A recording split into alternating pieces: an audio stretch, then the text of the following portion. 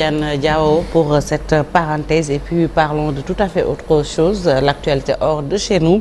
En France, Emmanuel Macron annonce la dissolution de l'Assemblée nationale française. Voilà, le président Macron donc qui annonce la dissolution de l'Assemblée à l'issue du scrutin des élections européennes qui donne en tête le Rassemblement national avec 31,5% selon l'Institut de sondage Ipsos, loin devant le score du camp présidentiel. Emmanuel Macron donc à la surprise générale a annoncé la dissolution de l'Assemblée nationale française.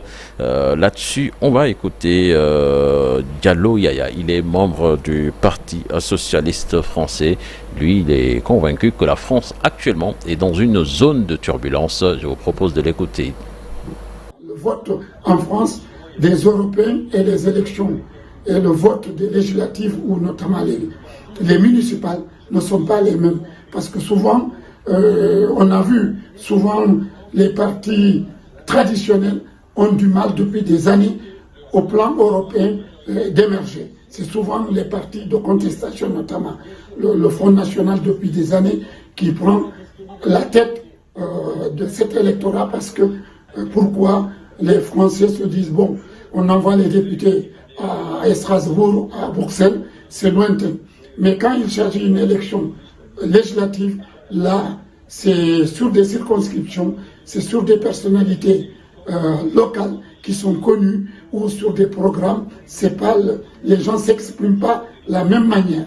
C'est pour cette raison, je pense que c'est pour cette raison que le président Macron a pu croire la dissolution pourra lui permettre d'avoir une majorité.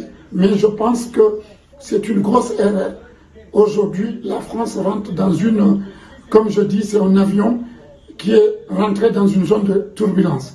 Et cette zone de turbulence, nous allons voir le 7 juillet à l'atterrissage, savoir au deuxième tour, savoir quelle majorité, si Macron puisse se maintenir à avoir une majorité, ou le Front National, avec le vote qui a été exprimé aux Européens, si elle est confirmée, ça veut dire que c'est Marine Le Pen qui va diriger le futur gouvernement. Ou au contraire, nous les...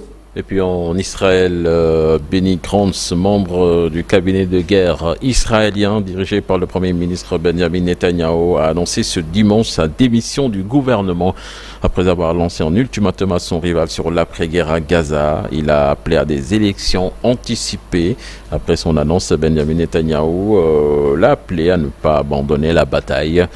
De l'autre côté, le ministre d'extrême droite Ben Gvir exige d'entrer au cabinet de guerre.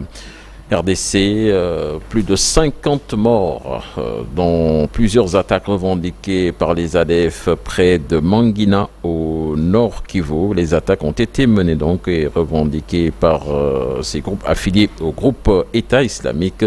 Ce bilan est le plus important depuis plusieurs mois dans la région, depuis des opérations Shuja menées dans la région par l'armée congolaise appuyée par les troupes congolaises. Et puis pour terminer, Roland Garros, nous parlons de tennis avec l'Espagnol Carlos Alcaraz qui a décroché son premier sacre à Roland Garros en terrassant l'Allemand Alexander Zverev au terme de 5-7 très disputés en 4h19. Il succède au Serbe Novak Djokovic au palmarès et va lui ravir la deuxième place au classement ATP dès ce 10 juin. Sorma Fatih.